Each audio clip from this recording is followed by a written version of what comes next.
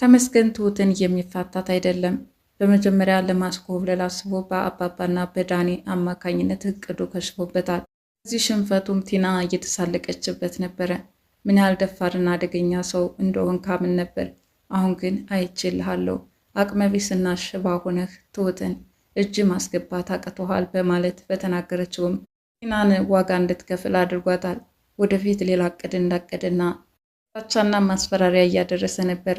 ይህንን ቀን ሲጠባበቀው ካሌብ ከአባቱ ጋር ተጣልቶ መውጣቱ ለእሱ ጥሩ አጋጣሚ ነው። መውጫ መግቢያውን የተከታተለው የካሌብን ሁኔታም ከጀርባው በመምጣት አፍኖ ወስዶታል። አሁን እንደ መደራደሪያ ሀሳብ ትሁትን አሳልፎ አባባ የሚሰጥ ከሆነ ልጁን ሊመልስለት እንደሚችል እየተናገረ ነው። ተመስገንን ሁኔታ ጠንቅቃ የምታውቀው ትሁትም ለአባባ ተመስገን ካገኙ በጭራሽ አይምረውም። ካሌብ ተናዶ ስሜታዊ ሆኖ ነው የወጣው። አባዬ እንፈልገው እያለች በመውጣቱ እየተጨናነቀችና በተመስገን እጅ ቁጥጥር ስር እንደሚውልም ስጋቷን እየገለጸች ነው። አባባ እንግዲህ ጎረምሳ ነውና ከፈለገም ይፋለመው በማለትም ችላ ብለዋል። ታዲያ በስከ መጨረሻም የተደወለላቸው ስልክ ግን የአባት ነገር ጭንቀት ውስጥ ከቷቸዋል። ትሁት ድራማ በክፍል 66 የተመለከትነውና ወደፊት በክፍል 67 ምን አዲስ ነገር እንመለከት ይሆን? እውነት አባባ ትሁትን አሳልፈው ለካሌብ ሲሉ ይሰጧት ይሆን ወይስ ደግሞ ራሱ ካሌብ ከዚህ አጋች አምልጦ እንዲመጣ ነገሮችን ያመቻች ይሆን? ለማንኛውም አባባ ትሁትን አሳልፎ እንደማይሰጥ እርግጠኛ ነኝ። እንግዲህ ካሌብ የአባቱን ነገር ባለመስማቱ ዛሬ ዋጋ እየከፈለ ነው። የትሁት ልጅ መኖር ክፉኛ አንጨረጨረው። ለምን ተናደደ? ልጅስ ቢኖራት ምን ችግር አለው? የያዘቻቸውን ሚስጥሮቿን ከዚህ ጀርባ ምንድን ነው በማለት ለማጥናት አልፈለገም። ይልቁንስ ሚስጥሩን የደበቁት በቤተሰቡ አመኔታ አጥተውብኛል ማለት ነው። እስከዚህ ድረስ ከተናኩኝ ለምንድን ነው እቤታቸው እየኖርኩ ያለሁት እስከ ማለት ደረጃ ደርሷል። አሁን አባባ አንተ ባለቤት ሆነህ ትሁትን ምስኪኗን ስታባርር አታፍርም ወይ? ቤቱ የኔ ሆኖ ሳለ አንተን ማን አዛዥ አደረገ? በማለት ቸው ላይ በወሰዱት ውሳኔ ትሁት ግን በአባትና በልጅ መካከል እኔ የጸቡ ምክንያት ሆንኳቸው በሚል ስሜትም እንባ እየተናነቃት ይገኛል።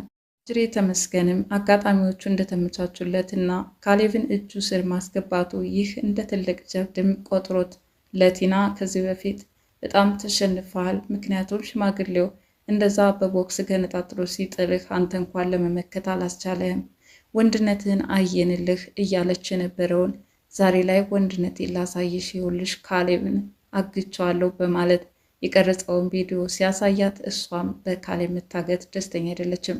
ካሌብን በማገት የሚመጣ ለውጥ ያለ ይመስላል ወይ? ይልቁንስ ለምን ያኔ ታግለህ ትሁትን ማስገባት አልቻልክም? እያለችም አሁንም ካሌብን በማገቱ ልታደንቀው እንደማትችልም ገልጻለታለች። በሌላ በኩል ከዳኒ ጋር አሁን ተዳብለው እየኖሩ ያሉባት ቤት ጠባብ ከመሆኗ የተነሳ አከራዮችን ቢሆን ጥሩ ስሜት ላይ አይሰማቸው ይችላልና እኔና አንቺ እዚች ጠባብ ቤት እስከመቼ ድረስ እንኖራለን? በማለትም ቲና ቤቱን ለቃ እንድትወጣለት እየጠየቀ ነው። ሆኖም ደግሞ ቤት ልታስወጣኝ ነው ወይ? ለምን እስተኩራራለህ? በማለት እሷ ብዙ ነገር አሲራ ገንዘብ አምጥታ እንዲተዳደሩ ሁኔታዎችን እያመቻቸች በነበረችበት ሰዓትና እንዲሁ ነገሮች እንዳሰበቻቸው ሳይሄዱ የቀሩላት ቲና ዛሬ ላይ ከዳኒ ጥገኛ መውደቋም ክፉኛ ሳይሰማት አይቀርም። ለጊዜው ነው እንጂ ተመልሼ እና አባባ ቤት እገባለሁ፣ ይህንን የማደርግበትም ሌላ ምክንያት እፈልጋለሁ በማለት ትሁት ልጅ እንዳላት ካሌብ ቢያውቅ ምንም አዲስ ነገር እንዳልተፈጠረም ስለገለጸላት፣ ይህም ደግሞ ስላልተሳካላት አሁን ላቅድም አፈላልጋለሁ እያለች እንደሆነም ለዳኒ ገልጻለታለች። ኤደንና በዳኒ መካከል ያለው የፍቅር ግንኙነት ዛሬ የበለጠ እየደመቀና እየደራ መጥቷል። እንግዲህ ከዚህ በፊት እስካሁን ነገ ዛሬ እያለ ወደ ቤተሰብ ወይም ሽማግሌ እልካለሁ የሚለው ነገር እያራዘመባት መጥቷል። በተለይ ደግሞ ከቲና ጋር አብረው መኖር ከጀመሩ በኋላ እሷ ስጋቷ ወደ ሌላ እያመራ ነው። እንግዲህ ከዚህ በፊት እንደተፈጠረው ሁሉ ዛሬም ሌላ ስህተት ውስጥ ይገባል በማለት በዳኒ ያላትን ስጋት ለትሁት ገልጻላታለች። ትሁትም በፍጹም በዳኒ በኩል ልትኮር ይገባሻል፣ በጣም ነው የሚወድሽ። አሁን ከቲና ጋራ ለመኖር የወሰነው የኔን ነገር ለማመቻቸት ሲል ነው። እባክሽን ኤደን ልለመንሽ በማለትም ስትማጸናትም ተመልክተናታል። ታዲያ ኤደንም በትሁት ሀሳብ እየተስማማችም ትመስላለች።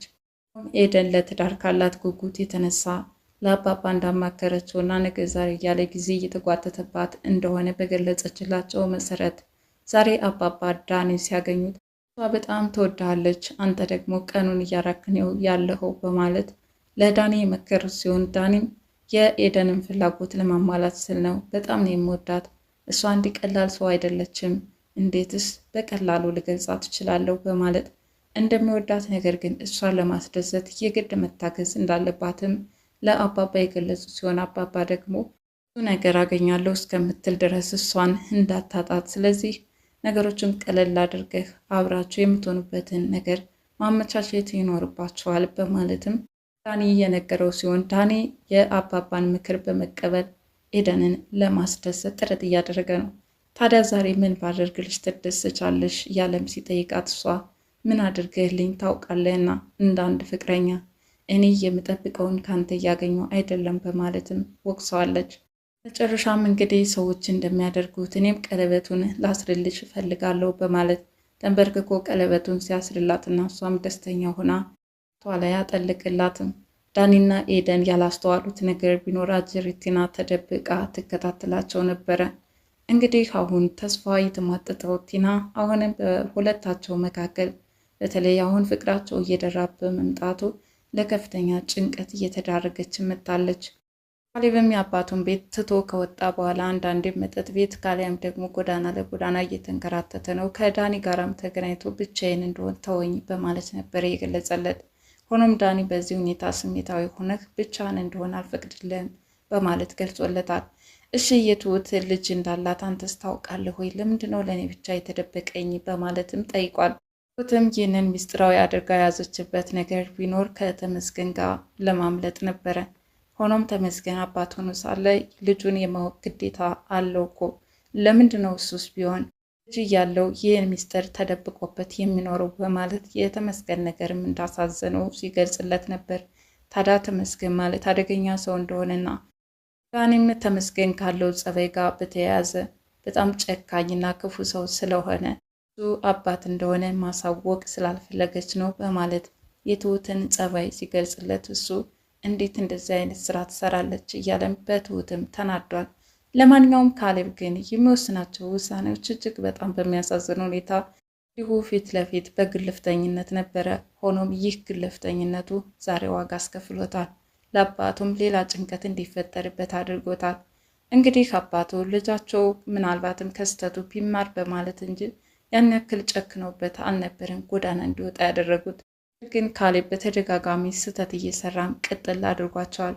ታዲያ አንተን ከመውለድስ ቢቀርብኝ ምን አለ እስከ ማለት ደረጃ የደረሱበት ነገር ነበር። ትሁትም በመካከላቸው የተፈጠረውን ነገር ለኤደን ስትነግራት ነበር። ማለት ከካሌብ ጋር በሆነ ነገር ተቀያይመን ነበር፣ እናም አሁን ስሜታዊ ሆኖ ነው የወጣው፣ ተመስገን ካገኙ በፍጹም አይምረውም በማለት ስጋቷንም ገልጻላታለች። እና በምንና እንዴት እንደተጣሉም ስትጠይቃት በልጅ ምክንያት ነው፣ እንግዲህ የሚደበቅ ሀቅ የለኝም፣ ከተመስገን የወለድኳት በልጅነቴ ወይም ገና በወጣትነቴ ተደፍሬ ወለድኳት። ልጄን ከቤተሰቦች ጋር ስትኖር እኔ ጋር እንደወለደ የሚያውቀው ነገር የለም። ተመስገን ጋር እንደደስ ብዬ ሚስጥር አድርጌ የሚይዘዋለው። ዛሬ ላይ ይህንን ሀቅ ካሌብ ለምን ደበቅሽኝ በሚል ስሜትም ተናዶ ቤቱን ትቶ ወጥቷል በማለት ከአባባ ጋራም ክፉና በጎ እንደተነጋገሩን ገልጻለች። ታዲያ በዚህ ብቻ ያልበቃት ትሁት ለአባባም ሀሳቡን በመግለጽ ወጥተው መፈለግ እንዳለባቸውም ነገሮችን እያመቻቸች ብትሆንም አባባ ግን ካሌብ ጉዳይ የሚጨንቅሽ ነገር የለም፣ ለማንኛውም ለምን የቤቱ ኃላፊነት እየተሰማሽ ራስሽን ታስጨንቂያለሽ በማለትም ትሁትን እያበረታቷት ሲሆን በስከ መጨረሻ ግን ከአጋቹ ከተመስገን የተደወለላቸው ስልክ የአባት ነገር ነውና ሌላ ውጥረት እንዲገቡ አድርጓቸዋል። እንግዲህ ተመስገን ትሁትን እጅ ካላስገባው በፍጹም አልተኛም እያለ ዛሬም የተለያዩ ነገሮችን እየፈጠረ እጅግ አስቸጋሪ በሚሆን ሁኔታ ህይወታቸውን ፈተና አድርጎታል። በተለይ የትሁት ደስታ ከፊቷ ላይ ብን ብሎ እንዲጠፋ እንግዲህ ከሳቅ በተቃራኒ ፊቷን የሀዘን ድባብም አጨውልገውት ይታያሉ። ለማንኛውም በዚህ ክፍል ውስጥ እጅግ በጣም ውስብስብ ችግሮች እየተከናወኑ ያሉበት ትሁት ድራማ ለዛሬው ክፍል 66 ይህንን ይመስል ነበረ። በቀጣይስ ምን አዲስ ትዕይንት እንመለከታለን? ካሌብ ከገባበት ማጥ ይለቀቃል? ሽማግሌው ካሌብን ለማስለቀቅ ትሁትን ሳይሰጡ አንዳች መፍትሄ ያመጣሉን ብዬ አስባለሁኝ። ምክንያቱም በጣም ብልሃተኛ ጀግና አባት ስላለው። ካሌብም ከተደጋጋሚ ስህተቱ ተምሮ ትሁትን ይቅርታ ሊጠይቃትና ቤተሰባቸው እንደነበር በስምምነት እንዲቀጥል መልካም ምኞቴ ነው። በቀጣይ ቪዲዮ እስከምንገናኝ መልካም ጊዜ ይሆንላችሁ እያልኩ ለቻናሌ አዲስ ሲሆናችሁ ላይክ፣ ሸር፣ ሰብስክራይብ በማድረግ ቤተሰብ እንድትሆኑ በትህትና እጠይቃለሁ። ባይ ባይ።